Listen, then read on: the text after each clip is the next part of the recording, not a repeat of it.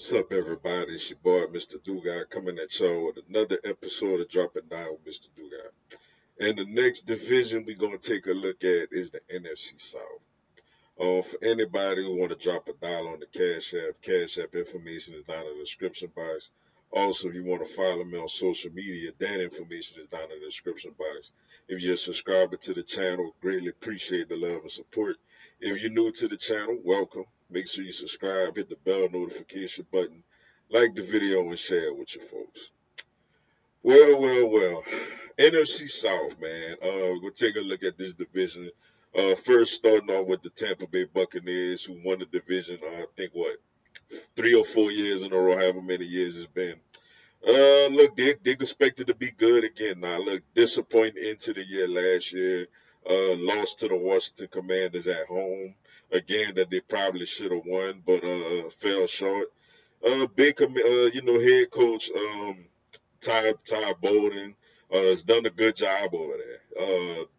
He has an exotic defensive philosophy where he brings a lot of pressure, more than most coaches. He's got two straight offensive minded coaches to get head coaching jobs. One of them in the division with in Carolina, and the other one just became the head coach with the Jaguars. Baker Mayfield, shout out to him. Things didn't look good. Had good moments in Cleveland. Won a playoff game over there, and then it didn't go quite well. And then Deshaun Watson became available, and the rest was history. Signed basically as a mercenary deal with the Buccaneers, and he's become their franchise quarterback, and he's done really, really well. He has weapons. He has weapons at his disposal, especially at the wide receiver core. Mike Evans is still one of the better receivers in the league. They re-signed Chris Godwin, who is coming off of an injury, but very productive for them. They had a young rookie named McMillan who showed some flashes toward the end of the year. And they just used it, which surprisingly used the first round pick on another wide receiver in Emeka Ibuka, the highly talented wide receiver from Ohio State. They got good tight ends in Otten, and then the running back Bucky Irvin, Rashad White, or guy. Well, Bucky Irvin is probably gonna be the lead guy over there.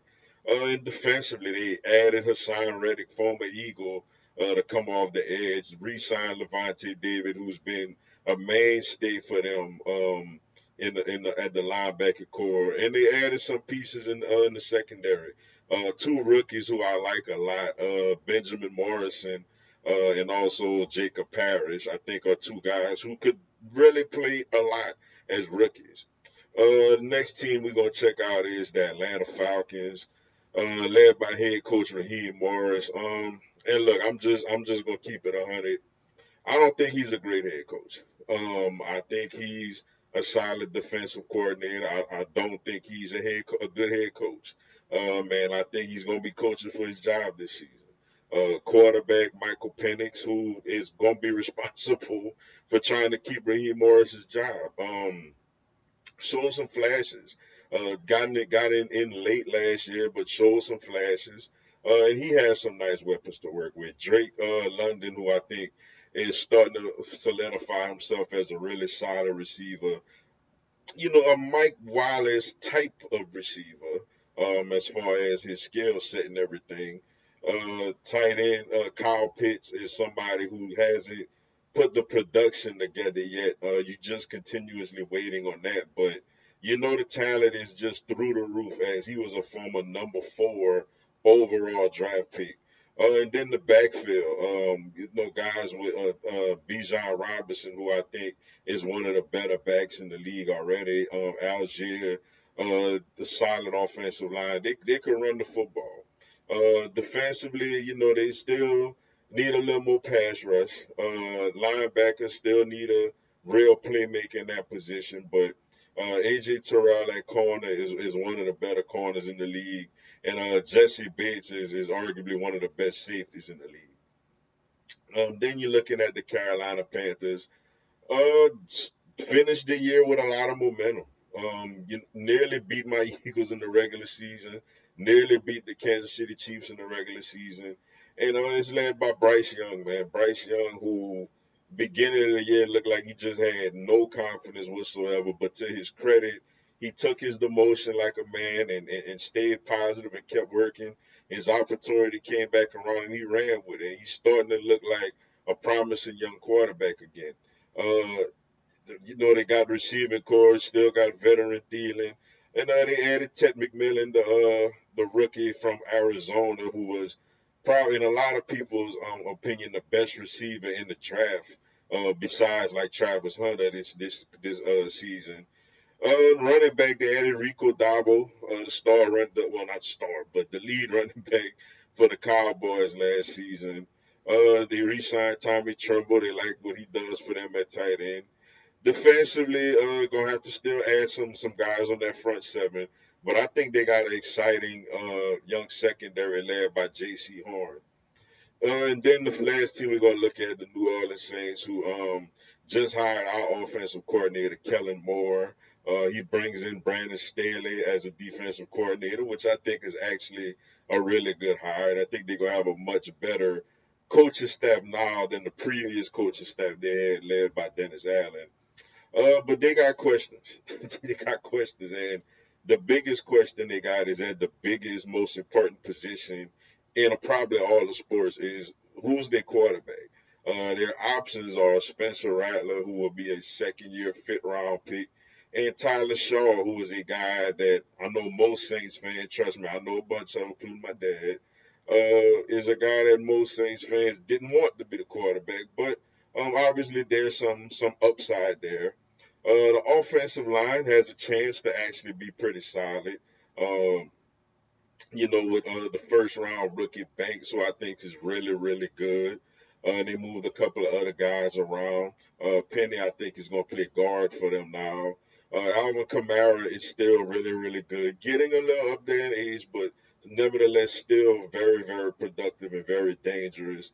They also got Cam Akers, and they got a rookie that I like a lot. I don't know if he's going to make the team or have an impact. But Devin Neal, the running back from Kansas, is somebody that I think the Saints fans should to keep an eye on. I like him a lot.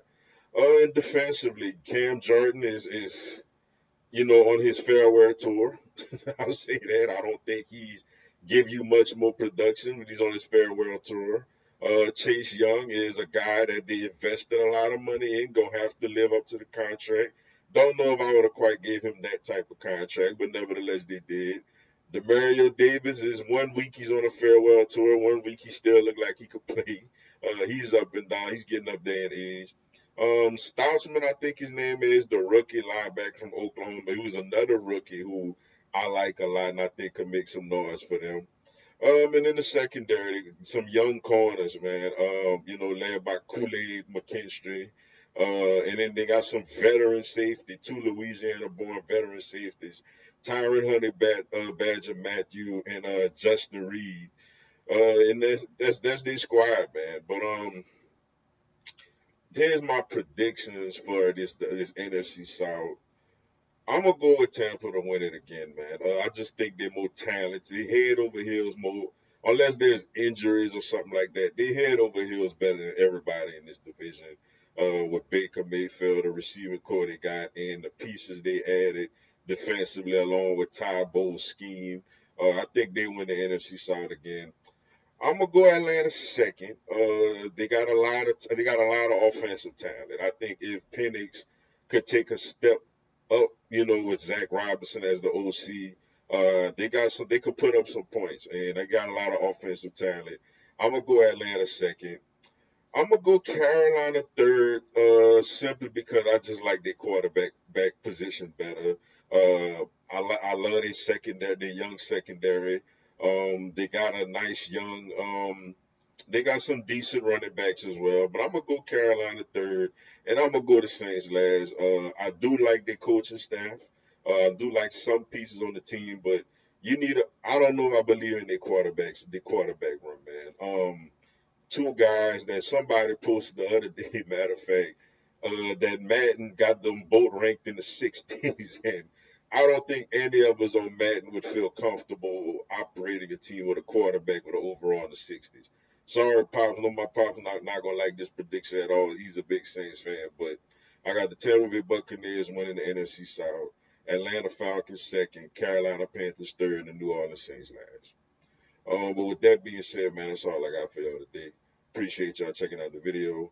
Hit the like button for your boy. Give me a subscribe and have Philadelphia Eagles, NFL, and content on my other teams throughout the year. Y'all have a blessed one. Fly Eagles fly.